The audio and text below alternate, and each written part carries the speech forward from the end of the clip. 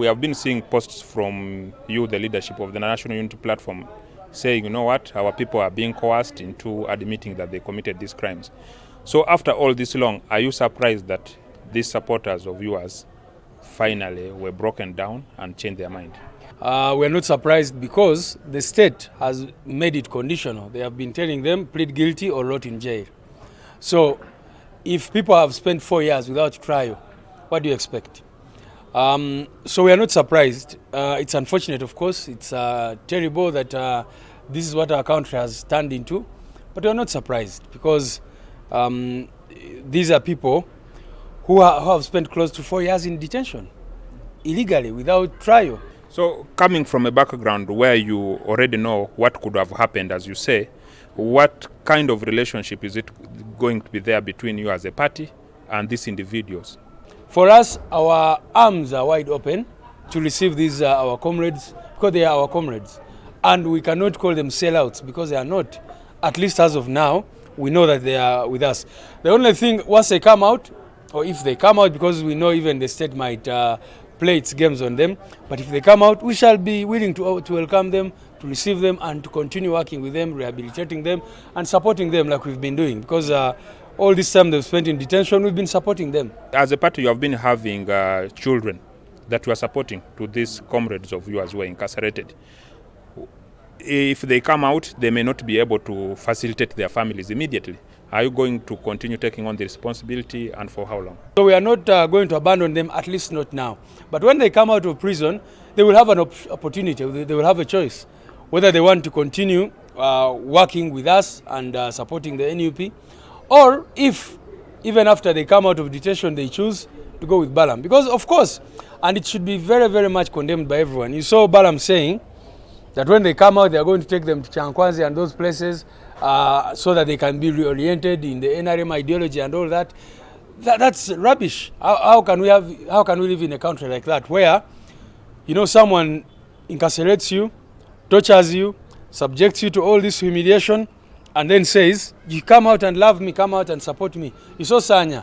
Balaam should be ashamed of himself and the full figures and all these other charlatans who are always engaging these people. Are you at the moment afraid that the state may still come for you because these suspects, the incarcerated, have now come out to say, you know, we're being used by the party leadership to commit this crime, treachery, and so on?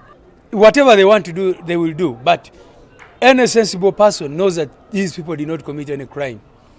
So whether it is treachery, unlawful possession of ammunition, or whatever charges they have put on them, they are just bogus charges. And this wouldn't be the first time they are doing that. Our president was charged with treason, and all other people have been in fighting this regime. They will either say treason, terrorism, and all these other charges. So it wouldn't be surprising. If somebody says you have been benefiting from this, is that the case? You know, our work here has been reduced to welfare. Looking after victims of oppression. You know, if you check my phone, every time you're being called, someone's child has been chased out of school. So, do you think we enjoy that? To be here and all the time, our main focus is on taking care of families. You know, someone is sick, the children need school fees, the prisoners themselves need upkeep in prisons. So how do we benefit from such an environment? And like we've consistently said, if they think we benefit from this situation, let them release all these people so that we stop benefiting. There should always be a compromise. You talk about these things. Why are you hell-bent on not allowing to discuss these issues? Maybe these fellows would have been out of court long ago. Or even if that is not the case, there are those who have accused you that for the likes of Nubian Lee, Eddie Mutwe, actually you held some behind closed-door talks. We have never negotiated for the release of political prisoners, be it Nubian Lee and Eddie Mutwe and others. Nubian Lee and Eddie Mutwe are not the only ones on that file. There are many other people, and they were released at that time. The main reason why the Olivia Altairs and others are in prison is because they are supporting NUP. So, if we go for negotiations, are they telling us that when they come out they should stop supporting NUP? So what would be the logic? Because you see, in a discussion, there has to be a give and take. So what the regime expected from us in that conversation is to say that, okay, these our people should not support NUP again. And that is what Balaam has been telling them. People who have been giving you support may fear the young men if this is how things are turning like? How do you move forward from this? So that is what the regime is trying to do. But I can assure them that they are not going to succeed with it. The people of Uganda know what they want. The people of Uganda, when we talk about a struggle, people know that what we're involved in is a struggle for liberation. And, you know, for us, we've always been amazed that all these young people, today they're arrested, tomorrow they come back and they are still fighting. Yeah, so I can tell you that the regime to some extent succeeds in discouraging people. You see many of them running out of the country because they are being followed and all that.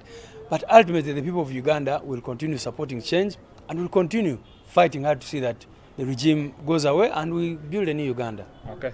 We appreciate you dedicating your time to speak to us.